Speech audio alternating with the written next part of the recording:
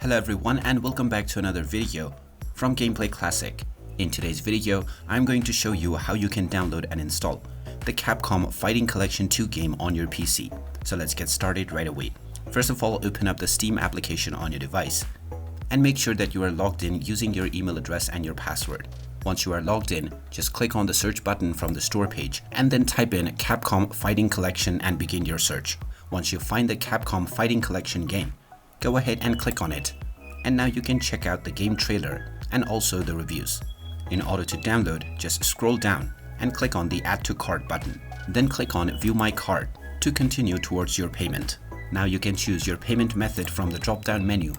And after continuing forward, you will need to provide the credentials of the payment method that you have selected.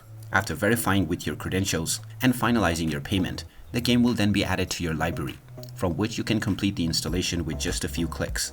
Once the installation is completed, you can start enjoying this game on your device right away. And there you have it. That is how easy it is to download and install the Capcom Fighting Collection 2 game on your PC. If you find this video helpful, don't forget to hit that like button and subscribe to our channel for more useful tips and tutorials. Thanks for watching, and I will see you again in the next one.